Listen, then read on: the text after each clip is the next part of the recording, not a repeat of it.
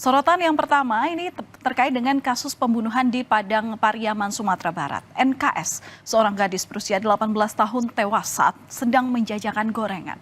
Bernasib malang di saat dirinya tinggal selangkah lagi dalam mewujudkan cita-citanya duduk di bangku kuliah, ia justru malah tewas dibunuh.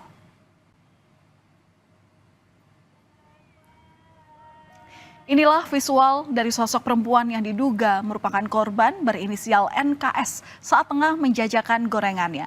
CCTV rumah warga juga sempat merekam korban yang tengah menjajakan dagangannya. Menurut perkiraan pihak keluarga, gambar ini diambil sekitar awal bulan September atau beberapa hari sebelum korban dilaporkan hilang.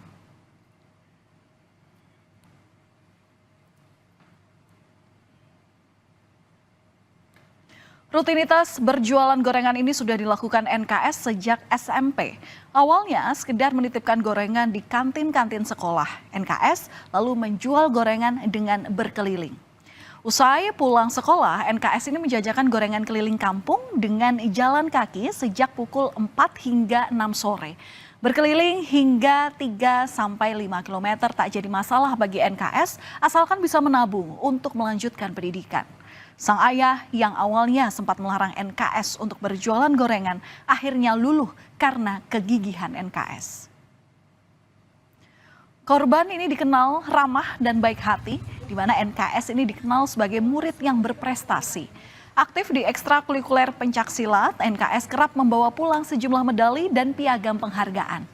Sejak sekolah dasar, ia selalu mendapatkan ranking di kelasnya sehingga kerap mendapatkan beasiswa.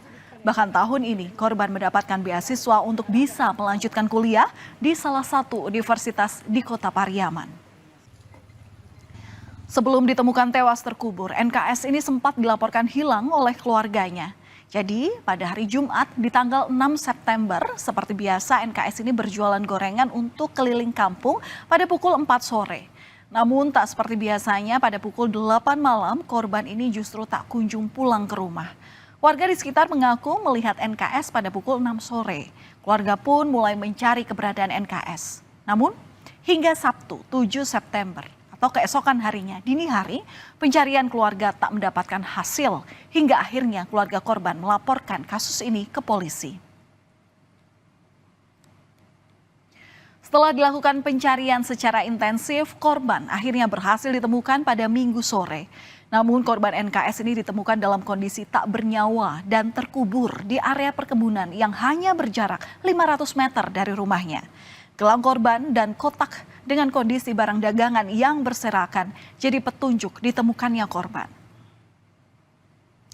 Terpukul karena ditinggalkan oleh anak tersayang, keluarga pun berharap agar polisi dapat segera menangkap dan menjatuhi hukuman yang setimpal kepada para pelaku yang telah menewaskan anaknya.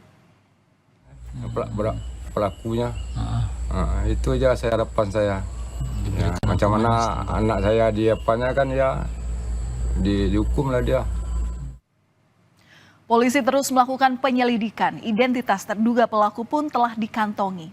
Namun karena pelaku yang licin melarikan diri membuat polisi kesulitan mengejar pelaku. Selain polisi, ada pihak keluarga korban yang mengaku mengenal dengan terduga pelaku. Meski tidak mengenal baik, keluarga korban mengaku mengetahui siapa terduga pelaku ini karena sering melintasi kampung korban.